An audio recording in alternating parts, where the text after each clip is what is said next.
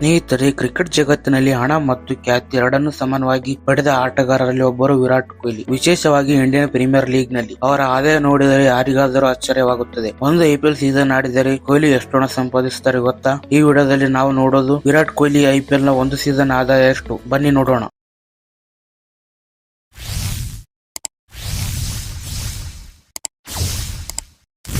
2008ರಲ್ಲಿ IPL ಪ್ರಾರಂಭದಿಂದಲೂ royal Challengers Bengaluru ತಂಡದ ಭಾಗವಾಗಿದ್ದ ವಿರಾಟ್ ಕೊಹ್ಲಿ ಅಂದಿನಿಂದ ಇಂದಿಯವರೆಗೂ ಅವರ ಒಂದೇ ತಂಡಕ್ಕಾಗಿ ಆಡುತ್ತಿರುವ ಅಪರೂಪದ ಆಟಗಾರರಲ್ಲಿ ಒಬ್ಬರು. ಆರಂಭದಲ್ಲಿ ಅವರ ಸಂಬಳ ಕಡಿಮೆ ಇದ್ದರೂ ಅವರ ಆಟದ ಮಟ್ಟ ಹೆಚ್ಚಾದಂತೆ IPL ಸಂಬಳ ಕೂಡ ವರ್ಷದಿಂದ ವರ್ಷಕ್ಕೆ ಹೆಚ್ಚಾಯಿತು.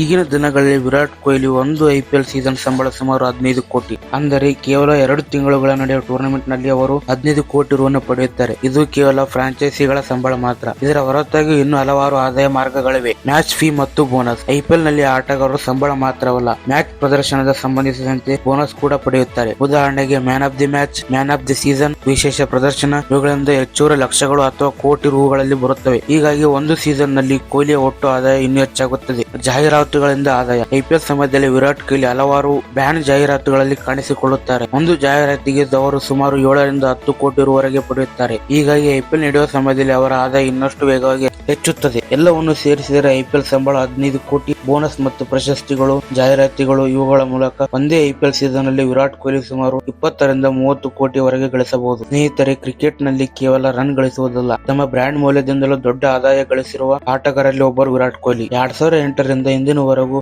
RCB ತಂಡದ ಪ್ರಮುಖ ಆಟಗಾರನಾಗಿ ಅವರು IPL ಇತಿಹಾಸದಲ್ಲಿ ದೊಡ್ಡ ಸ್ಟಾರ್ ಆಗಿದ್ದಾರೆ. ಮುಂದಿನ IPL ಸೀಸನ್ ಗಳಲ್ಲಿ ಕೊಹ್ಲಿ ಇನ್ನಷ್ಟು ದಾಖಲೆ ಮಾಡುತ್ತಾರಾ? ನಿಮ್ಮ ಅಭಿಪ್ರಾಯವನ್ನು ಕಾಮೆಂಟ್ ನಲ್ಲಿ ತಿಳಿಸಿ. ಈ ವಿಡಿಯೋ ಇಷ್ಟಾದರೆ ಲೈಕ್ ಮಾಡಿ, ಶೇರ್ ಮಾಡಿ ಮತ್ತು ನಮ್ಮ ಚಾನಲ್ ಅನ್ನು ಸಬ್ಸ್ಕ್ರೈಬ್ ಮಾಡಿ. ಮತ್ತೆ ಸಿಗೋಣ ಮುಂದಿನ ವಿಡಿಯೋದಲ್ಲಿ.